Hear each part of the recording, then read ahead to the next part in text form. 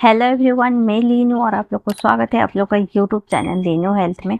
तो गाइस आज मैं आप लोग से ये शेयर करना चाहूँगी एम्ब्रियो ट्रांसफ़र के बाद कोल्ड कॉफ होना क्या नॉर्मल है, क्या इससे आपका एम्ब्रियो ट्रांसफ़र जो है फेल हो जाएगा, इम्प्लांटेशन फेल हो जाएगा, आईवीएफ फेल हो जाएगा।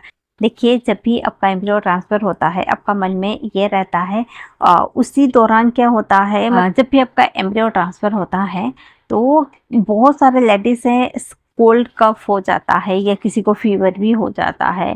जैसे मुझे मेरा एम्ब्रियो ट्रांसफ़र के बाद कोल्ड कफ हो गया था, भले ही मुझे फीवर नहीं था पर मुझे इतना जल्दी फीवर नहीं होता है, कोल्ड कफ हो जाता है। तो कोल्ड हो गया था मुझे, कफ इतना कफ होता है कि अगर मुझे एक बार कोल्ड होता है ना, कोल्ड ठीक हो जाता है बट क्या होता है कफ जो है 1 मंथ 2 मंथ तक मेरा कंटिन्यू रहता है और इतना कफ होता है पूरा वोमिटिंग ही हो जाता है।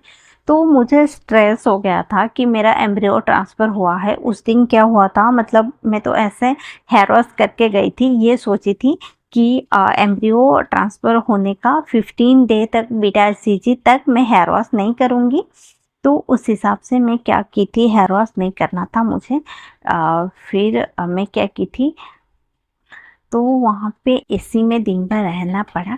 शायद हो सकता है उसके वजह से मुझे कोल्ड हो गया। फिर कोल्ड हो गया तो फिर मुझे कफ हुआ। आईवीएफ की एम्ब्रियो ट्रांसफ़र के बाद ये लगता है कफ होगा तो इम्प्लांटेशन फेल हो जाएगा, मेरा आईवीएफ फेल हो जाएगा।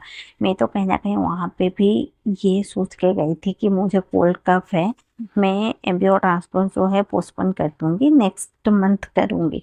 डॉक्टर से ये भी मैं बात की थी कि मैं एम्ब्रियो ट्रांसफ़र मेरा नेक्स्ट मंथ करवाने के लिए।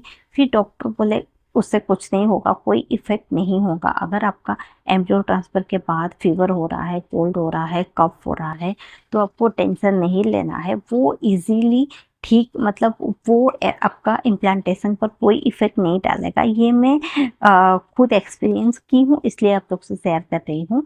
मेरा फर्स्ट टाइम हुआ था जब एम्ब्रियो ट्रांसफ़र, टाइम मुझे इतना कोल्ड कफ हो रहा था कि मैं तो 100% श्योर थी कि मुझे जो है मेरा आईवीएफ फेल हो जाएगा। बट भगवान की कृपा से सब कुछ सही रहा, आईवीएफ मेरा पॉजिटिव था। और मैं तो सेंटर पे कॉल करके ये भी बोली कि आप लोग क्यों मेरा ट्रांसफ़र कर दिए, मुझे इतना कोल्ड कफ है कि ऐसा ना हो कि मेरा आईवीएफ फेल हो जाए। और वो लोग क्या करते हैं, एक आपको दे देते हैं पेपर, उसमें लिखा रहता है अगर आपको कंस्टिपेशन होगा कौन सा मेडिसिन लेना है, फीवर होता है कौन सा मेडिसिन, कोल्ड होने से कौन सा मेडिसिन, और लूज मोशन होने से कौन सा मेडिसिन, कफ होने से कौन सा मेडिसिन, पूरा लिख के दे देते हैं। और आपको अगर वोमिटिंग होता है, गैस हो जाता है तो पूरा लिख के देते हैं, एक पेपर देते हैं कि इसमें लिखा रहता है क्या क्या मेडिसिन आपको लेना है अगर कोई दिक्कत होती है तो उस हिसाब से बोले कि देखिए वहाँ पे जो मेडिसिन लिखा हुआ है आप उसको ले लीजिए, उसमें एंटीबायोटिक भी था। अगर आपको ऐसा लगता है कि एंटीबायोटिक लेने का बाद मतलब का कंसीव नहीं होगा, ऐसा नहीं है। लेकिन सब एंटीबायोटिक नहीं, वो लोग जो आपको रिकमेंड करेंगे वही एंटीबायोटिक लेने से कुछ नहीं होगा। फिर वहाँ पे एंटीबायोटिक लिखा था और कफ सिरप लिखा था और एक कोल्ड के लिए मेडिसिन लिखा था। तो इतना सारा मेडिसिन मैंने ली, मुझे कुछ भी दिक्कत नहीं हुआ, मेरा कोल्ड भी ठीक हो गया, कफ भी ठीक हो गया और मेरा इम्प्लांटेशन भी सक्सेसफुल रहा, मेरा आईवीएफ भी सक्सेसफुल रहा, मेरा बेटा एचसीजी अच्छा ही आया, पॉजिटिव आया, बहुत हेल्दी प्रेगनेंसी थी। आगे चल के वो मिसकैरेज हो गई किसी रीज़न के वजह से, बट मेरा प्रेगनेंसी सही थी।